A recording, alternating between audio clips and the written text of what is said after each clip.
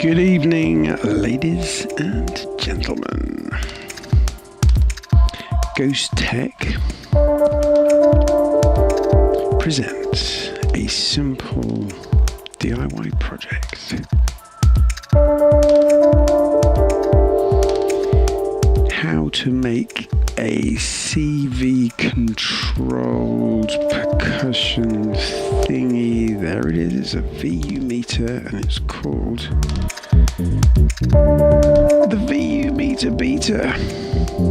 You'll understand why in a sec. Here we go. Nice graphic. Ooh. So you've made your baby 8 and here it is. Here's one I prepared earlier. Quite a simple build. It's a step sequencer that produces gate signal and CV signal. It's got a sync to another signal, so you can put a Volca in that or something. There's your battery. There are the switches, so you can switch off particular steps, which is really useful for the syndrome, which is that there. Another DIY project. I didn't actually make that one myself, but it is DIYable. I didn't have time, but I would like to have made it. So there's that there. I made the Raki mix the other day. These little knobs here set the amount of CV, i.e. the kind of voltage, so that's potentiometer, so I'm presuming it lets more or less through. Little lights here that kind of come on and off. That is the speed there, and that adjusts the gate in some way. Both of these functions are really useful when using the VU meter beater. I'll show you those on another video. So you've made your baby 8. What would you do next? You could always attach it to the syndrome, and it is actually really fantastic. So although it is ostensibly or notionally or whatever it's marketed as a drum, actually you get some pretty good sort of melodic sounds out of it in conjunction with the old baby 8. So all the different settings there allow you to do things with pitch and altering the length of the note and the decay and the attack and the LFO shape and the VCO shape and the direction of the sweep, and then minimum maximum sweep. And then obviously this is the rate and depth of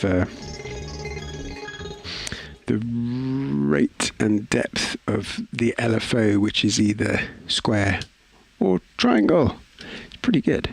So you could use that, or you could attach it to your micro brute, or some of the new brute stuff, which has got kind of CV stuff that goes in, so that is pretty cool. And that works. Or you could stick it into your modular gear. Let me just turn that round. There's some modular gear there. It all goes into that stuff there. Let me just put more of that, all that stuff there. And it would do whatever you wanted to in terms of modular, as long as it fits in the right bit. So that is good. Whoa. Or you could make a very simple VU meter percussion module. The VU meter beater, for the want of a better name. Couldn't really think of anything else. So it's a bit corny, or it's kind of a cool name. I can't decide. It doesn't really matter anyway, because it's just a thing. It's not the end of the world, is it? Only requires 7 components. So here are the components. Obviously, you need a box, and it's very strange. It's just that the Racket synth box is a perfect size for it. See that there? Perfect size. That's another one. There's the box. Just fits straight in, and you've got a nice, feels a bit more substantial. A few wires out there, you'll understand what those are for in a minute. I've taken this bit off just to make it easier. So that's the box, and then you need a VU meter. I'm just going to get it out of my parts box, so I've got lots of parts in here for other projects. Yeah, the strum, that's the kind of, there's a PCB for a new synth module. That is the some Euclidean circles or something, Barton something or other. Yeah, there's loads of stuff in there, and there should be, there's something by LPZW, Eurorack adapter, where's it? And here we have, oh, it's gone. We've got another VU meter. There we go. A VU meter just there. So that's your VU meter. Fairly simple affair. Yep, look at that there. There's the little tabs on the back. Okay, then we'll look at those later. So that's that. Get that out of the way. What else do we need? Piezo element. I don't know how to pronounce it. There it is. I think that came from Maplin's when Maplin's used to be a thing. It's a shame, isn't it? It says Maplin on there. Is it Maplin's on there? Anyway, God rest its soul. Yeah. Anyway, and a mono 3mm jack lead.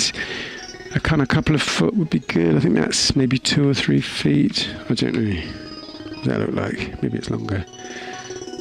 Well, maybe it is longer. Maybe that's 3 foot. When you think about it, whatever. So that's that. What else do you need? You also need something to pack the box with. This is packing material from another, from something that was sent through. In fact, I think it was when they sent through that bar, which I fixed, an Akai 4000D reel to reel, which I needed to do a bit of repair on, and I managed to do it, even though I'm really not very good. I still managed to do it. And what else? Insulation tape or heat shrink tube. There's a heat shrink tube. Get that out of the way, and then also double-sided sticky tape. I found that. I was wondering what it was when I looked at it the other day. Then I thought, ooh, double-sided sticky tape.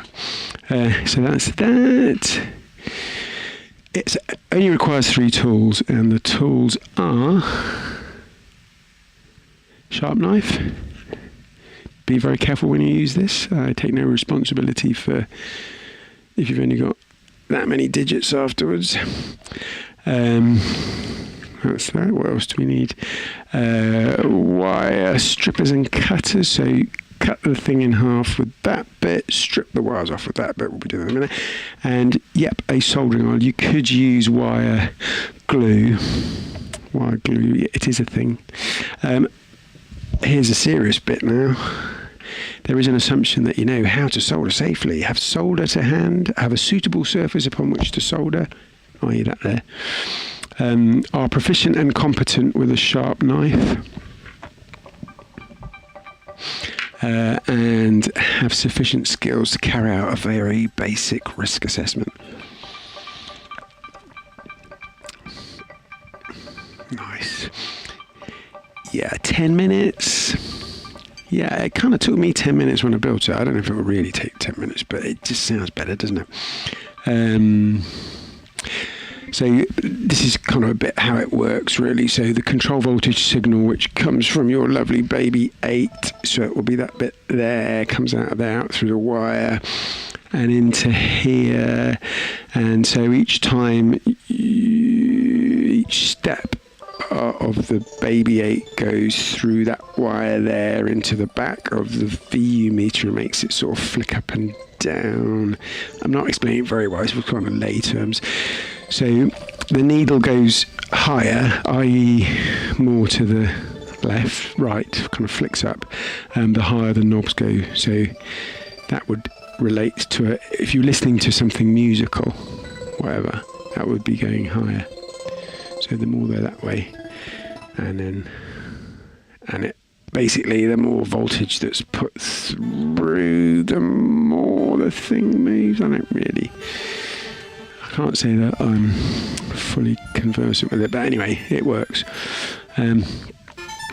So yeah, clockwise. If it's counterclockwise, the needle only moves a little, and if it's clockwise, then it moves a lot. But yeah, there you go. And because there are 8 steps on here, you can kind of get a rhythmical effect. I'll show you something to that effect later. What we've got here. So the piezo elements, you find these, they're actually either a speaker in buzzers. So if you pass something through them that way, it turns into a speaker. But if you put it on something and then pass it through to some kind of amplification signal system, it will act as a speaker. It's really sensitive, very, very sensitive. You can also put this into a modular system to act as a sort of a trigger, because it does produce quite a high output. You find it in lots of things. That Coma electronic thing that I got the other day, which is the Field Effects, has a couple of these, 2 different sizes. So you can always send it. I've left the Racky Mix in the cupboard, but I made that the other day. It's a 4-channel mono or 2-channel stereo, sort of little tiny mixer with the same sort of form factor as this. Made on a circuit board, kind of a few of these knobs, a few switches, 4 mono inputs across the front, but I think you can plug them in and do stereo stuff with them. I've not tried that yet. Yeah, it's all good, and you can send that out to a mixer. So you can adjust the speed of the Baby 8 with that bit there, and you can adjust the amount of CD that's going out. I've not explained it terribly well, but that is just a thing. It's all about experimentation. You don't need to worry too much. You can make some interesting rhythms, and you're basically reliant on the kind of speed of the Baby 8s, and then the kind of return of the needle, and you get some crazy sounds. It's pretty good. And it's really good if you put it through a delay or a reverb. Depending on what you want, it can go mad with the delay, but reverb just makes it sound bigger. So you can also put it through a splitter. That's from a modular stuff, and you put 1 cable in, and it will send out through. So you can send control voltage out of that bit there, and it goes into the VU meter. I've actually done this, and then you put the other out, it goes into the drum synth, and then you also have to put the gate out so that you actually trigger the drum synth. So that's good, so don't forget that bit. So basically, if you've got an inline attenuator, which I've got, which is basically a little kind of cable with a thing, then that's really good as well. I wonder if that was really important. That's I doubt it. So, how do you make the VU meter beater? Read instructions first. Obviously, but we kind of can't do that a bit first because I'm going to make it now. Have a cup of tea or a mild beverage. Gather your tools. Achieve a Zen-like state. Sounded good at the time when I wrote it. Ready? Have you really read the instructions? Okay. Cut the cable into equal lengths. Oh God, here we go. We're actually doing something. Okay, here's the clutter. I wonder if I could just switch this over so that it goes at the back. There we go. Okay, a bit more space there. So, take that there.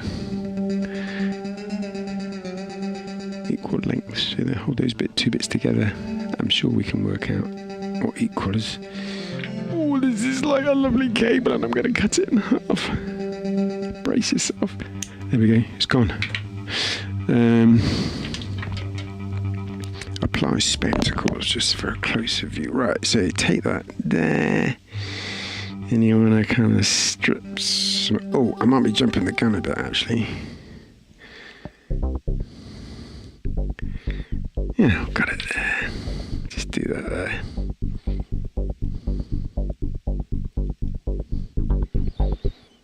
Okay, so yeah, let's assume that's done.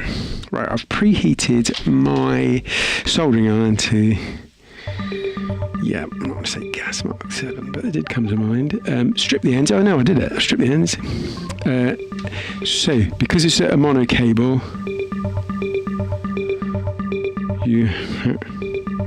just making sure it wasn't a stereo cable. You have, let's check this to see what I did. So there's one I made earlier. That one was the one that was featured on.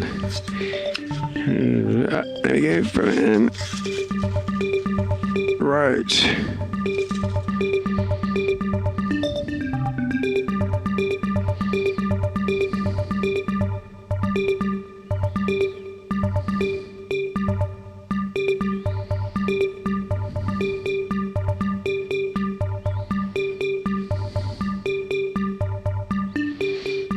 Let's put that much on one side. I'll do this one next.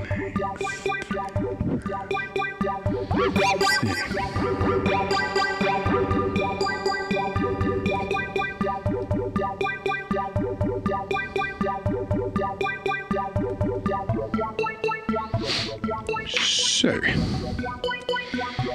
take this.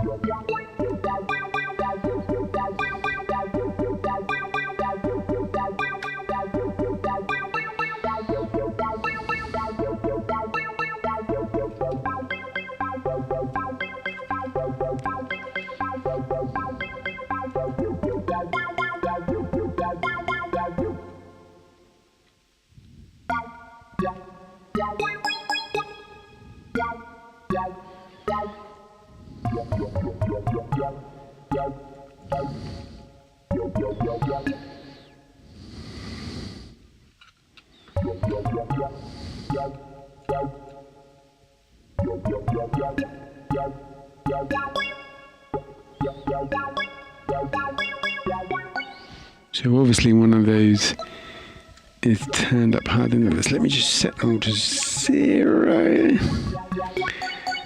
And then I can turn every other one up a bit. And then I can do that.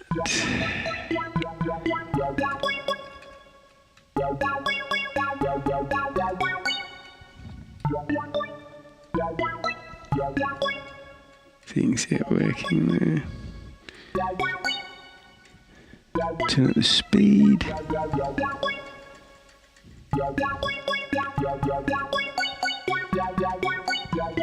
I'll let you hear it.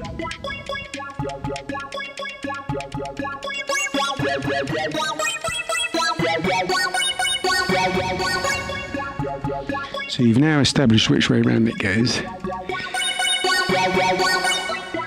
Ooh, that's sounding pretty good. Yeah. So what did we have? Let's just make sure it still works.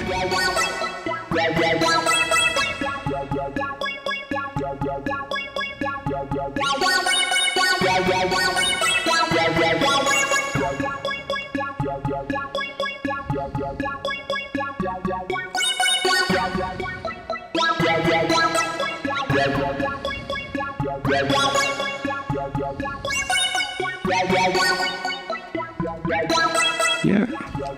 So the bare wire is negative and the white wire is positive. So yeah, that's good. Bare wire negative. I might want to write that down somewhere. Right, okay. Yeah, we've done that. You could now turn some of them positive and some of them the other way around. And if you've got the correct polarity, it works. So we said that as that. Yeah, blah, blah, blah. So, bit of heat shrink, because obviously it's bare, so we take that heat shrink. Oh, ow, ow, ow. That owing noise was me confirming that the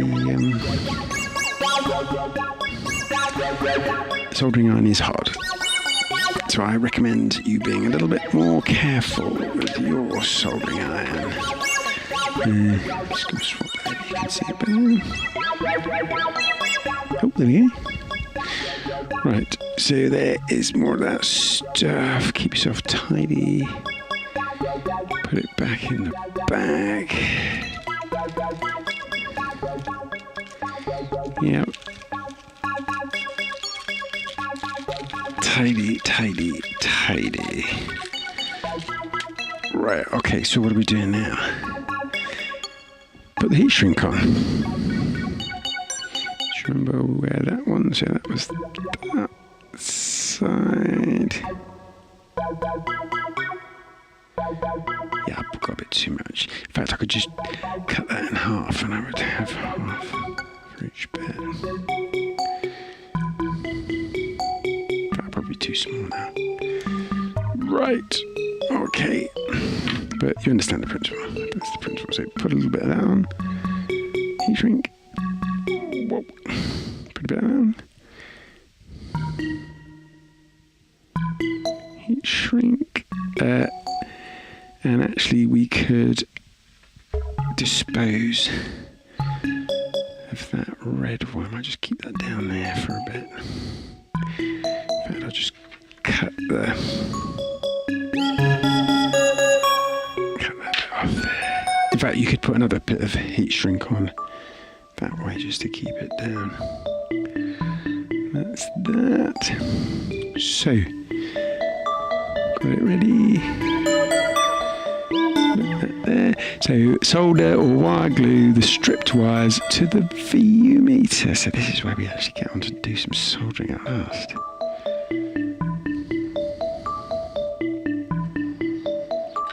So kind of basic soldering. I think there's an assumption you can actually see. Oh yeah.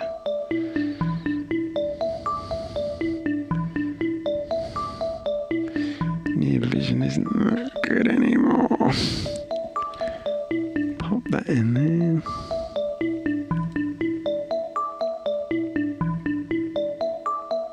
Yep. Pop that in there. I mean, in fact, you don't really have to put it in the holes. You can just solder it on. But I'm a bit. Let's start with the first one. Just get the thing on. Just come off. Right, I'm even going to leave that bit off there. So, put a solder. The temperature in this studio is very hot, unbearably hot. It's actually affecting my ability to think. Let's put those there. Might as well take that out of that. I'm just going to tidy up. Tidy, tidy. So. That through there. I think once it's on, it's just a bit easier to do the rest. So put that there.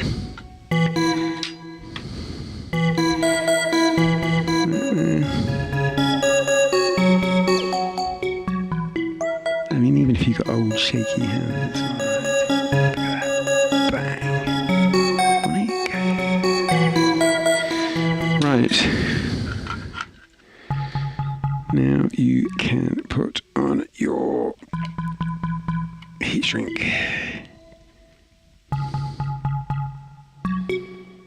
Now you can put on your heat shrink. Lovely. Use the, should we call it the shoulder? Bang. On it goes. Right, okay.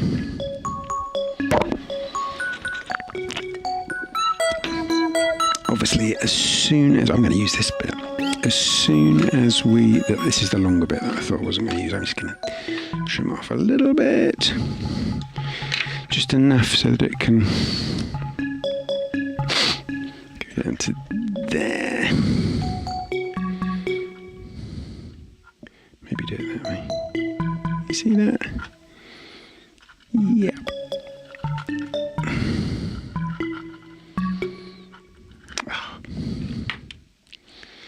Bit more chopping. It's going to be the same end as the original bit, though, isn't it? That there. Let me put it in here.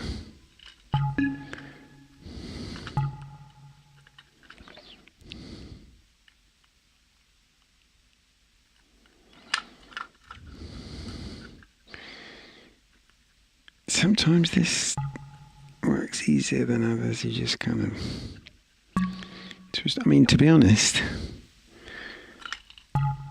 all of this electrical stuff is a bit like following a cooking recipe, and that's how I view it. And if you do all that stuff, you can, as long as you've got some bit of common sense as well. Put that on there. And we're working with a DC low voltage. It's not like you're working with big boy electricity. So, right. Pop that on there. Use the, let's call it the shoulder. I don't know why I think it's called the shoulder. There must be something else that it's called. Shoulder for something. Bang, bang, bang. How does that look? So we've now got that bit there. See that bit there? That little red extra wire. Cable tie, not cable tie, what's that stuff called? Electrical tape. Now, I do have a vague memory that I said this was only going to take 10 minutes, but oh, look at that. I've melted the wire. Right, here we go. Oh, yes.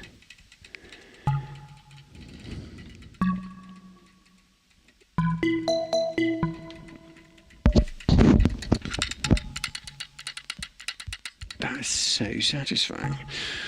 So that's your basic, that's your part one bit.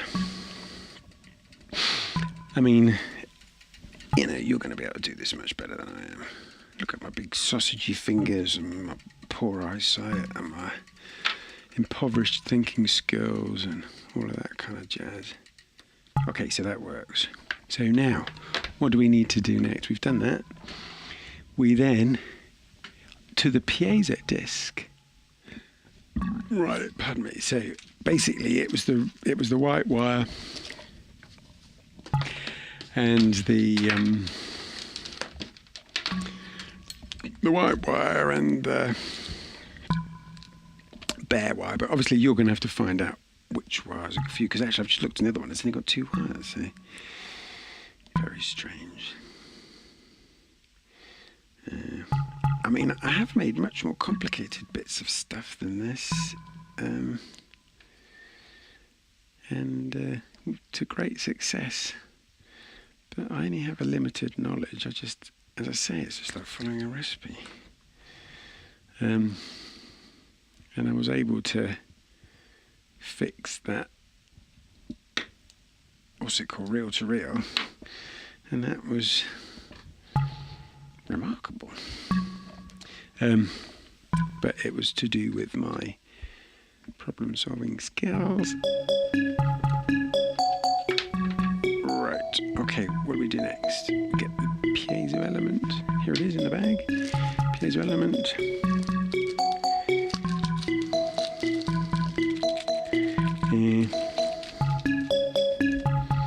Right, so you just basically get these 2 bits. Now you're going to have to, I suggest that you do a test of these in some sort of way, but I don't think it matters about the polarity of this. So let's put that to one side. Get this here. I might give it a bit more. Give this a little bit more stuff.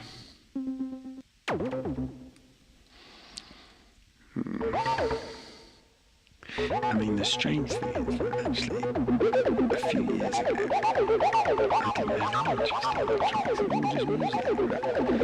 And I saw the Baby 8 on the internet, and for some reason I just said, oh, I want to get one of those. And I got one, and I've been building loads of stuff ever since, including all of those SMD projects there in that box. And they're quite sort of complicated. It's quite a complicated procedure, but as I say, if you can follow a recipe. I've made a synth module. I've made a MIDI module for my modular stuff. What else have I made? Other stuff. I've made Arduino stuff. I've made effects units. I've made a standalone MIDI thingy-me-bob, like a MIDI filter. Yeah, you might want to put some more this stuff on at this point. Yeah, I wonder if it's realistic to say 10 minutes, but there you go. So you get this bit here, you get this bit here. So don't forget, you've got to put your shrinky dinky stuff on before you actually. Oh no, that's not it, is it? That's not it either. Where is it? There it is. Shrinky dinky stuff before you actually solder them together. Because otherwise, you have to unsolder them. That goes on there. That goes on there. Let's call that. What's the matter to that? That there. Give it a little solder. Yeah, I'm a great believer in just kind of getting on with stuff. Not had any real disasters. I've had to rebuild some stuff, but that was more out of kind of physical clumsiness rather than lack of kind of knowledge. I was making a pedal effects unit, and I was a bit overzealous, and I over-tightened a nut on the box of the of a thing that I was making, an effects pedal, and it mushed up one of the variable resistors. But at least I am able to sort of problem solve to find out why it doesn't work. But it's all good stuff. Got to start somewhere. So that is that there. See, it's all sort of a bit rough and ready, but it kind of works. And if it doesn't work, what's the worst that can happen? To make it again or whatever. All these are very sort of inexpensive components. Get them off the interweb or something or other. Put that on that. This may not be the best practice. If you feel concerned that you might be likely to burn yourself, then as an adult, you have to make your own choices. And if you're a junior watching this, then I guess you should be getting assistance from a responsible adult anyway. So, pop that on there. Now, do you know, I think we've nearly finished, because the rest now is just like sticking and stuff. So that's that. So we've got our VU meter soldered, and we know it works because we've tested it. I mean, that is the thing. Testing is a pain, but if you don't do it, this bit here, take my word for it. It will work, but you should test your own. So what you can do is put it into something that can amplify it, like a little speaker. But remember, this has a very hot signal. It produces a lot of, it's very sensitive. So that is that. Ooh, I'm just going to move the soldering iron. Right.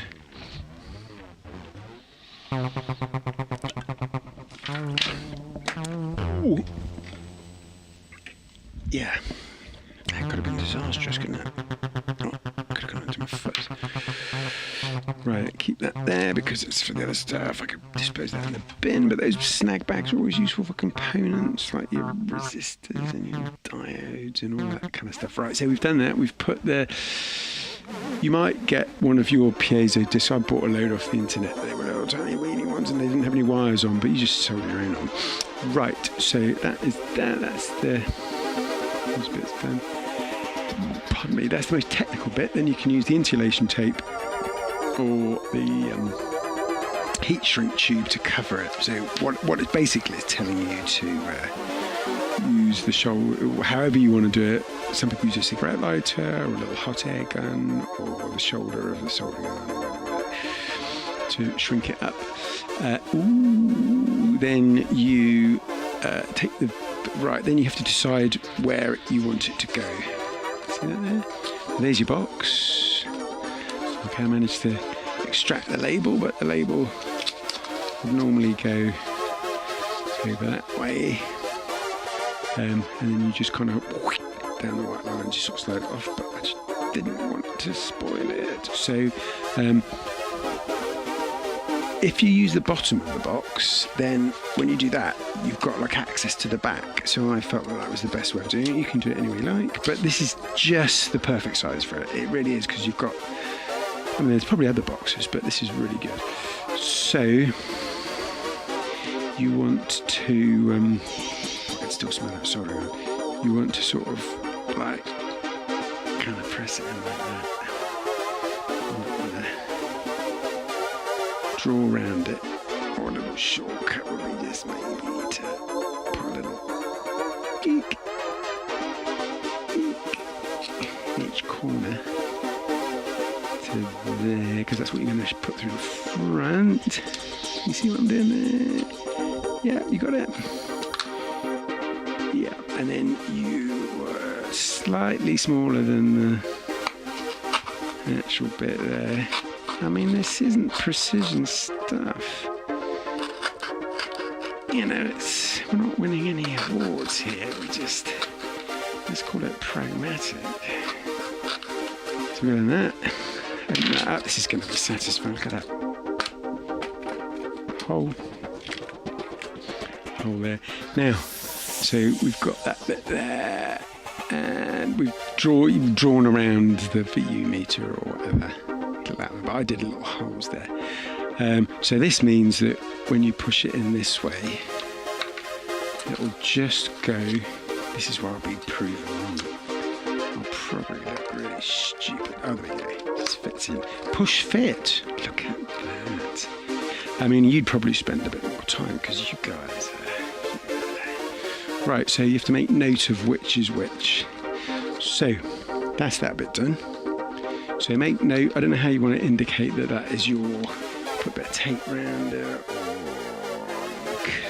let's get those little sort of things that come around sandwich. That's not very explicit, I'll just get one of these. There you go, look.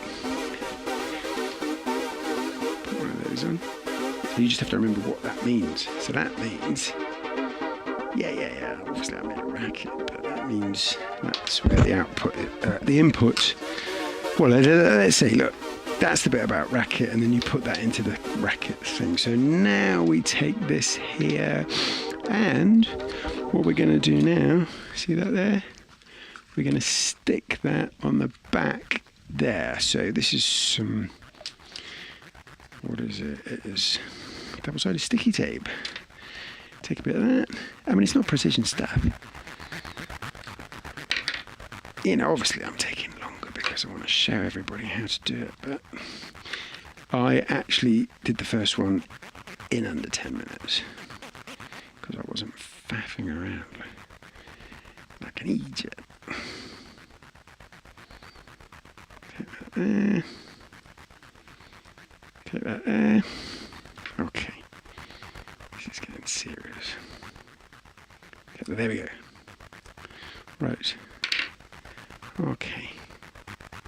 Pop that on there. So now this is in direct contact with it. Think about where the wires go, because if you put it this way, it's less likely to have to develop any strain. So give yourself a little bit. There we go. Look at that. You could always put extra tape somewhere else. So that one's going through there. That one's going through there. Remember these? Oh yes. Oh, we don't need that. Remember these? Just take a few of these, or you could use whatever you decided to use. Pop those in there. I mean, I don't really know if it does anything, but it makes me feel like the whole thing's a bit more substantial. Pop it in there. Close those up. Look at that. Bosh.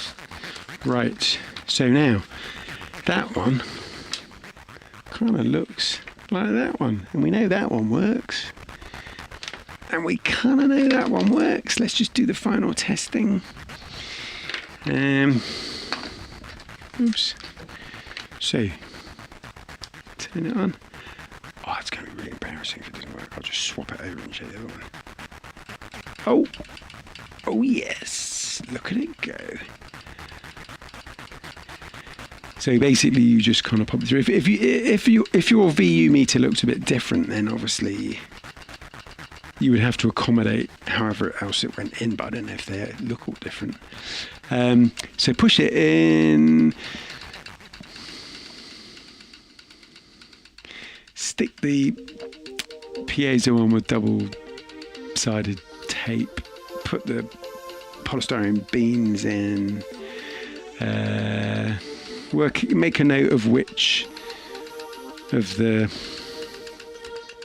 kind of leads goes to which, and then when you plug this into anything, be a bit cautious, because actually it could be quite a hot signal. I mean, that sounds like I know what I'm talking about, but I kind of do. So that was quick. You finished. If you like, then try the unit with an echo device. Yeah, we've all got echo devices, lots of different things. And yeah, I regret having said this now, but you've now got a VU meter beta repeater. Oh, it's a bit corny, isn't it? So there we go. So, as always, if you're unsure about electricity, impedance level for audio, or how to use a soldering iron or safety knife, please seek advice, or do it with a grown-up, or do it with somebody who knows stuff about it, or just don't do it. Don't burn, shock, or cut yourself, or anybody else, or any pets, or whatever. Neither should you blow up your grand's Nakamichi amplifier, so don't plug it into anything that's valuable. As Santa would say, oh no, this is an elf and safety disclaimer. Anyway, it's all good. If I can make it, you can make it. And actually, it's a lot quicker than me faffing around. So just gather all your stuff together, go through the video again a bit, and think to yourself, God, I can do this so much easier than that bloke. Anyway, it's great to do, easy to do, and it adds a lot of stuff to your Baby 8 once you've made it. Yeah. Let's look at this. Just fiddle around with it and do that.